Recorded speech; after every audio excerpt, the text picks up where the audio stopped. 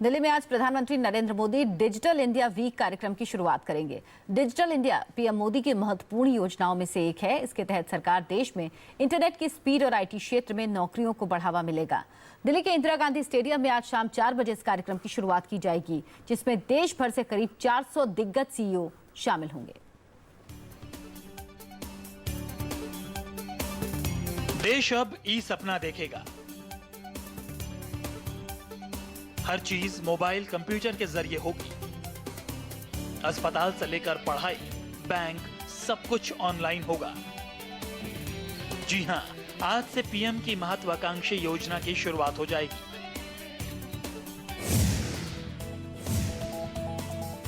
Digital India यानी प्रधानमंत्री मोदी का वो सपना जो साकार होने वाला है।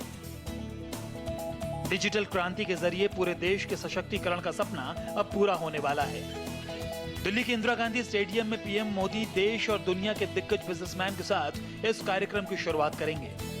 शाम 4 बजे होने वाले इस कार्यक्रम में देसी विदेशी कंपनियों के करीब 400 सीईओ और नामी उद्योगपतियों के साथ करीब 10,000 लोगों के पहुंचने की उम्मीद है।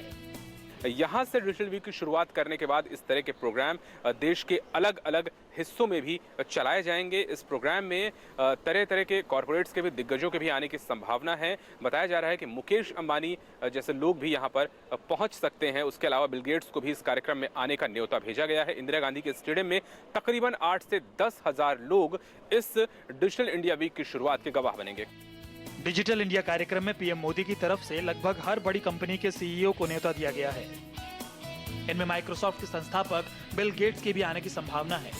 साथ ही रिलायंस ग्रुप के मुकेश अंबानी, विप्रो के अजीम प्रेमजी, टाटा ग्रुप के साइरस मिस्त्री, भारती ग्रुप के सुनील भारती मित्तल, अडानी ग्रुप से गौतम अडानी और इन्फोसिस से नारायण मूर्ति के साथ विकास सिक्का के मौजूद रहने की उम्मीद है। इसके अलावा कई राज्यों के आईटी मंत्री, आईटी पेशेवर और छात्र भी आमंत्रित किए गए हैं।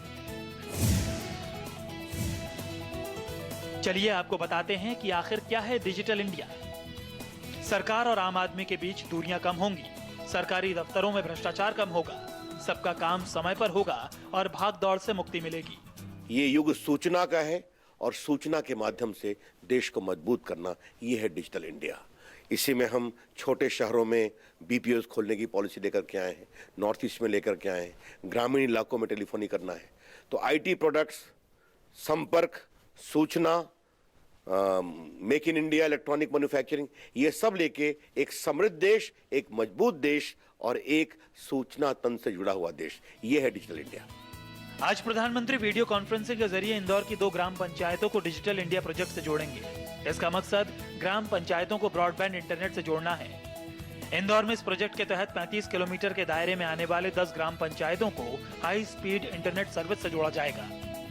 साथ ही 335 ग्राम पंचायतों को हाई स्पीड इंटरनेट सर्विस से जोड़ने का काम लगभग पूरा होने को है। डिजिटल इंडिया को लेकर उद्योग जगत में उत्साह का माहौल है। पीएम मोदी के इस कार्यक्रम को लोग सराह रहे हैं और इसे शिक्षा के क्षेत्र में ज्यादा उपयोगी भी बता रहे हैं। This is something we need very badly in this country. We have to be thinking, acting digitally.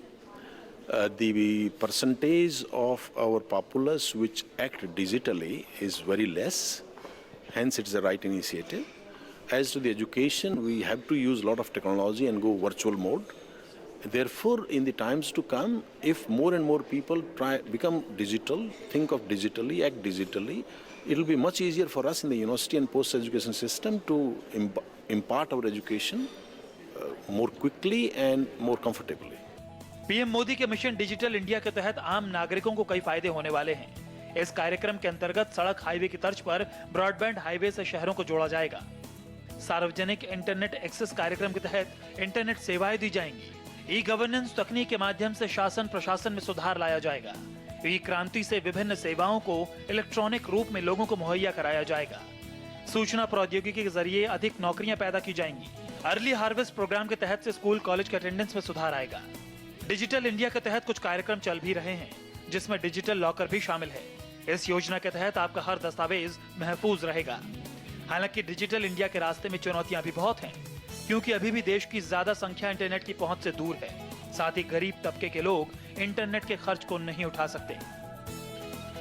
Saurabh Shukla, India TV, Delhi.